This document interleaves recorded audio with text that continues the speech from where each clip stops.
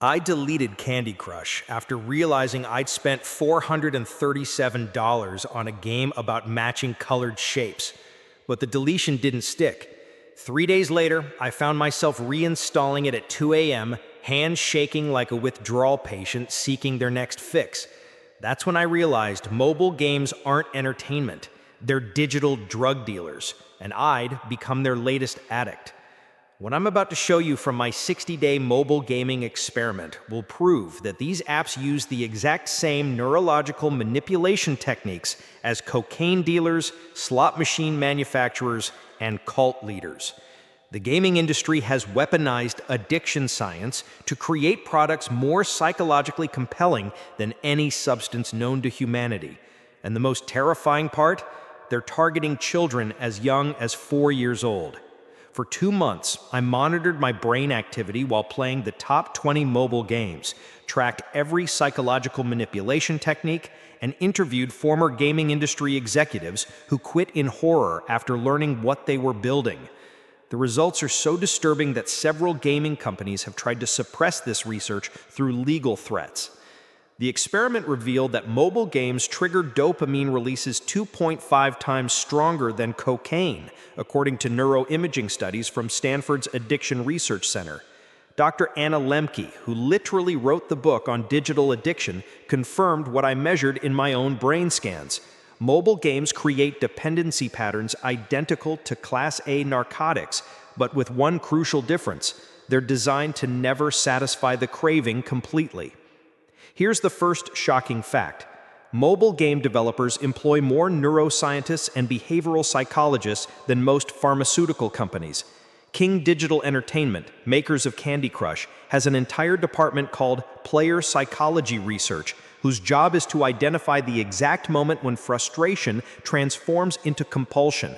They call it the rage-spend threshold, the psychological breaking point where rational people make irrational purchases. The manipulation begins with something called variable ratio reinforcement scheduling, borrowed directly from Beat F. Skinner's experiments on addiction behavior in rats. Unlike cocaine, which provides a consistent high, mobile games deliver unpredictable rewards that keep your brain in a state of constant anticipation. You never know when you'll get that rare item, that perfect combo, that dopamine rush, so you keep playing, forever chasing the next hit. Fact 2 will terrify every parent watching this. Mobile games use developmental stage targeting to hook children at specific psychological moments. 4-year-olds get bright colors and simple rewards. 8-year-olds get achievement systems and social competition. 12-year-olds get complex narratives and identity validation. 16-year-olds get relationship mechanics and status symbols. Each age group is targeted with precision-crafted manipulation techniques designed to exploit their developmental vulnerabilities.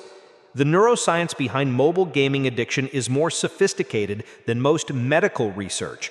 Games track your heart rate through your phone's sensors, monitor your breathing patterns through microphone analysis, and even measure your stress levels through typing pressure and screen touch intensity.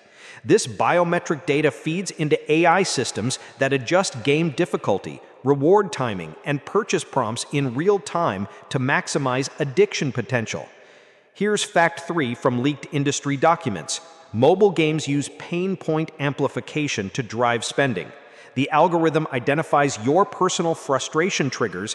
Maybe you hate losing progress, maybe you're competitive, maybe you're a perfectionist, then deliberately creates scenarios that exploit those specific psychological weaknesses. If you're someone who needs to complete everything, the game will make completion nearly impossible without spending money. The social manipulation is perhaps the most insidious aspect. Games create artificial social hierarchies where your status depends on spending money. Your friends can see your progress, your achievements, your virtual possessions. The fear of social judgment drives purchases more effectively than any advertisement. Behaviorists call this manufactured social pressure, and it's responsible for 70% of mobile gaming revenue. Fact 4 reveals the scope of the manipulation. The average mobile game tracks over 2,000 data points about your behavior every hour. When you pause, when you get frustrated, when you're most likely to quit, when you're most vulnerable to making purchases. This data builds a psychological profile so detailed that games can predict your behavior weeks in advance and manipulate your emotional state with surgical precision. The addiction mechanics are borrowed from casino psychology, but they're more effective because mobile games never close. Slot machines require you to travel to a casino, but your phone is always with you. The gambling industry calls mobile games the most effective addiction delivery system ever created because they combine the psychological manipulation of gambling with the accessibility of a device you carry everywhere. Here's fact 5 that exposes the industry's true intentions. Mobile game companies measure success not by player enjoyment, but by lifetime value extraction. How much money they can extract from each player before they quit or go bankrupt. Internal memos from major gaming companies use terms like whale hunting to describe targeting vulnerable players who spend thousands of dollars. They literally call their best customers whales and dolphins, dehumanizing people struggling with addiction. The children's gaming market is particularly predatory. Games marketed to kids use character attachment to drive spending. You're not buying virtual currency, you're helping your pet or saving your friend. Child psychologists have identified this as a form of emotional manipulation that exploits children's natural empathy and caretaking instincts. Kids as young as 6 are developing gambling addictions through mobile games disguised as innocent entertainment. Fact 6 reveals the global scope. Mobile gaming addiction affects more people than alcohol addiction, drug addiction, and gambling addiction combined. The World Health Organization officially recognized gaming disorder as a mental health condition in 2022, but mobile games have grown exponentially more addictive since then through AI-powered manipulation techniques that adapt to individual psychology in real time. The financial devastation is staggering. I interviewed families who've lost their homes to mobile gaming addiction, parents who've discovered their children spent college funds on virtual items, elderly people who've been bankrupted by games they thought were free. The industry generates over $100 billion annually by systematically exploiting psychological vulnerabilities for profit. Here's fact 7 from neuroscience research. Heavy mobile game users show brain changes identical to cocaine addicts within just 3 months. The anterior cingulate cortex, responsible for impulse control, shrinks by an average of 7%. The nucleus accumbens, the brain's reward center, becomes hypersensitive to gaming stimuli while becoming numb to natural pleasures. Reading books becomes boring. Real conversations feel unstimulating. Even food loses its appeal. The industry's internal research confirms what neuroscientists have discovered. Leaked documents from Zynga revealed they specifically designed games to create ludic loops, psychological patterns that bypass conscious decision-making and create automatic, compulsive behavior. Players report feeling like they're watching themselves play, unable to stop despite wanting to quit. Fact 8 exposes the targeting algorithms. Mobile games identify vulnerable populations through data analysis and specifically target them with addictive content. People going through divorces get relationship-focused games. People with financial stress get games promising virtual wealth. People with social anxiety get games offering artificial friendship. The targeting is so precise that games can identify and exploit personal crises in real time. The withdrawal symptoms from mobile gaming addiction are clinically identical to drug withdrawal: anxiety, depression, irritability, physical cravings, sleep disruption, and cognitive impairment. Treatment centers now have dedicated mobile gaming addiction programs because traditional addiction treatment doesn't address the unique psychological manipulation these games employ. Here's fact 9 that reveals the industry's future plans. Next-generation mobile games will use augmented reality, biometric feedback, and direct neural interfaces to create even more addictive experiences. Companies are investing billions in immersive addiction technology designed to make current mobile games look primitive by comparison. The regulatory response has been pathetically inadequate. While countries ban cigarette advertising and regulate alcohol sales, mobile games, which use more sophisticated addiction techniques than any substance, face virtually no restrictions. The industry's lobbying power ensures that addiction by design remains perfectly legal. Fact 10 completes this horror story.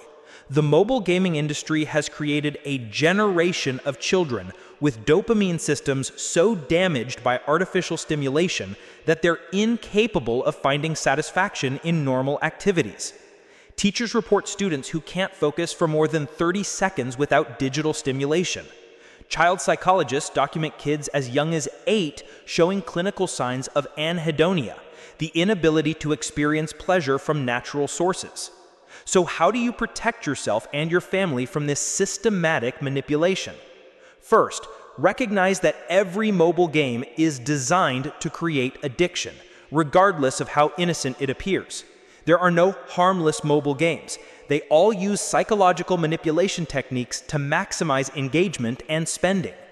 Second, implement strict time and spending limits using external tools that gaming companies can't override. Use family sharing controls to prevent unauthorized purchases. Monitor children's gaming behavior like you would monitor drug use, because the neurological effects are nearly identical. Third, replace mobile gaming with activities that provide natural dopamine. Physical exercise, creative hobbies, face-to-face social interaction, learning new skills. Your brain needs to remember what real satisfaction feels like, and recovery requires actively rebuilding natural reward pathways. Fourth, educate everyone you know about mobile gaming addiction. The industry depends on ignorance. Most people don't realize they're being psychologically manipulated by machines designed to exploit human vulnerabilities for profit. Awareness is the first step toward resistance.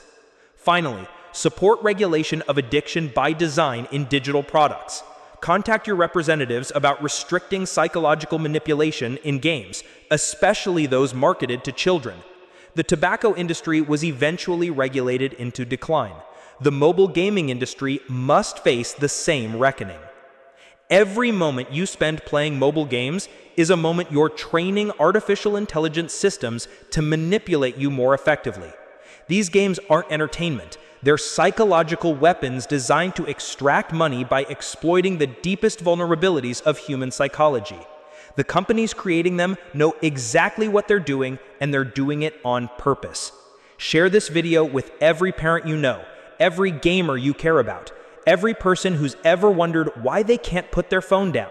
The mobile gaming industry has declared war on human autonomy, and the battlefield is inside your brain. But awareness is armor, and resistance is possible. The question is, will you keep feeding the machine that's designed to consume you, or will you finally press delete and mean it this time?